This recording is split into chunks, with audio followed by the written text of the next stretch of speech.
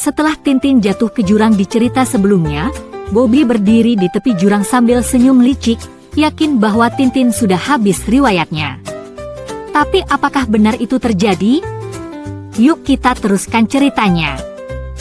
Bobby senyum berdiri di tepi jurang yang sangat dalam sambil memegang senjatanya. Dia memperhatikan ke bawah jurang itu sambil bergumam, Alcatraz. Dalam juga jurang ini. Mungkin ratusan meter. Dasarnya hampir tidak kelihatan. Dia tampak yakin bahwa tidak ada yang bisa selamat jika jatuh ke jurang tersebut.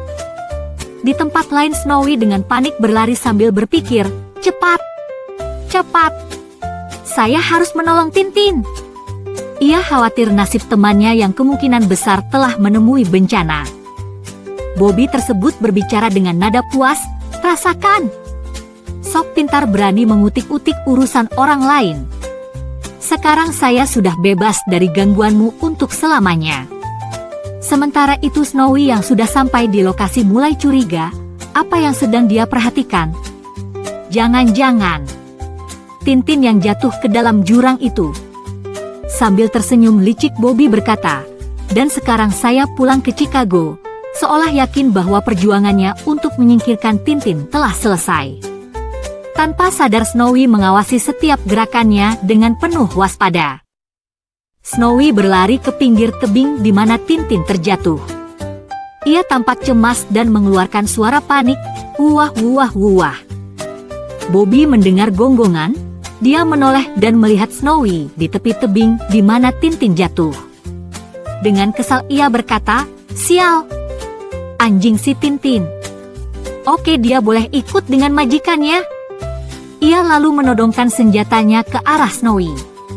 Snowy terkejut tiba-tiba batu di sebelahnya pecah gara-gara peluru yang ditembakkan. Karena terkejut dia melompat keluar tebing. Snowy mulai terjatuh dari tepi jurang, melayang di udara tanpa kendali.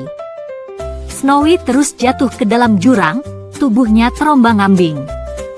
Namun tiba-tiba jatuhnya ditahan oleh batang pohon yang menonjol di dinding jurang. Sesudah Snowy tersangkut pada ranting pohon yang menonjol keluar dari dinding jurang itu, dia terlempar ke jerokan di dinding jurang. Tak jauh dari situ Tintin ternyata juga selamat dan berada di jerokan dinding jurang itu. Ia melihat Snowy mendarat dan segera berusaha mendekatinya. Dengan penuh semangat ia berkata, halo Snowy. Rupanya kita melalui jalan yang sama. Setelah Snowy berhasil menyelamatkan diri, Tintin menjelaskan pada Snowy, saya jatuh di jurang ini seperti kamu juga. Untungnya saya jatuh di atas ranting-ranting itu lalu belok dan saya pun terlempar ke sini. Karena itulah saya selamat dan tidak hancur berantakan di dasar jurang. Snowy merasa lega dan berkata, waduh untung kita selamat. Namun keadaan tetap sulit. Tintin menyadari sesuatu dan berkata, tetapi untuk sementara saja. Kelihatannya tidak ada jalan untuk keluar dari tempat ini, mereka mulai memahami bahwa perjuangan untuk mencari jalan keluar baru saja dimulai. Tiba-tiba Snowy mencium sesuatu. Tintin bertanya dengan antusias, kau mencium apa Snowy? Apa yang kau temukan? Ada harapan baru di wajah Tintin saat anjing pintar itu mungkin menemukan petunjuk untuk keluar. Ternyata Snowy menemukan sebuah jalan menuju gua di balik batu besar. Tintin dengan takjub berkata, astaga, ini hebat. Kelihatannya seperti semacam gua. Apa salahnya kita selidiki? Siapa tahu di sana ada jalan. Mereka memutuskan untuk memasuki gua tersebut. Dalam semangat baru Tintin segera berkata, masuk saja. Mereka pun mulai memasuki gua gelap itu penuh harapan meskipun jalan di depan masih tidak pasti. Di dalam gua yang gelap Tintin berkata kepada Snowy, di mana ini ya? Lalu ia mengingatkan, awas Snowy. Kita harus hati-hati. Mereka melangkah pelan sambil waspada terhadap lingkungan sekitar. Tintin memperhatikan jalan gua dan berkata, rasanya lorong ini semakin menanjak. Mereka terus melangkah lebih dalam menuju perjalanan yang tidak mereka ketahui akhirnya itu. Dengan penasaran Tintin berpikir keras, di mana kita akan keluar nanti? Namun ia tetap melangkah maju bersama Snowy berharap menemukan akhir dari perjalanan yang gelap ini.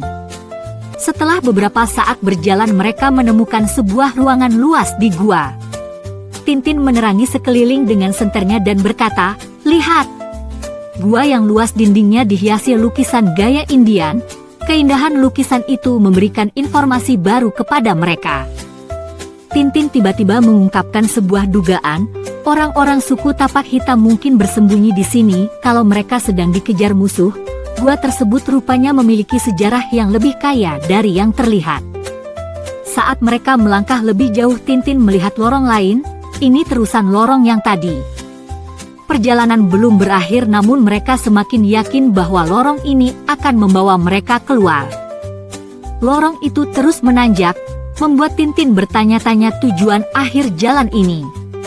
Ia berkata, "Masih menuju ke atas? Kemana gerangan jurusan terowongan ini?" Rasa penasaran terus menyelimuti perjalanan mereka.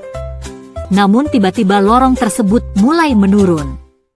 Tintin berkata, "Nah sekarang menurun." Jalan dengan cepat berubah memberikan ketidakpastian tambahan pada mereka. Lorong kembali berubah arah kali ini menanjak secara curam. Tintin melanjutkan, tetapi di sini naik lagi lebih curam. Mereka semakin dekat kepada jawaban meskipun harus berjuang lebih keras. Sementara itu Bobby di atas jurang sudah merasa lebih tenang. Ia berkata, "Akhirnya saya sudah lepas dari wartawan brengsek itu. Tetapi sebelum saya meneruskan perjalanan saya harus mengisi perut dulu." Ia mulai makan dengan santai duduk di atas batu besar yakin bahwa Tintin tidak akan lagi mengganggunya. Tiba-tiba batu di bawah Bobby itu bergoyang membuatnya terkejut. Ia berkata, "Hei, ada apa nih? Barangkali ada gempa bumi. Tanah di bawahku bergoyang." Tiba-tiba batu yang didudukinya terbalik dan dia terjungkir ke belakang dan kepala Tintin muncul di balik batu yang terguling. Tintin berkata, "Aduh mak, beratnya batu ini." Di akhir cerita ini Tintin berhasil keluar dari gua bawah tanah. Di cerita selanjutnya, kita akan tahu bagaimana Tintin bisa menyelamatkan dirinya dari suku Indian dan Bobby senyum.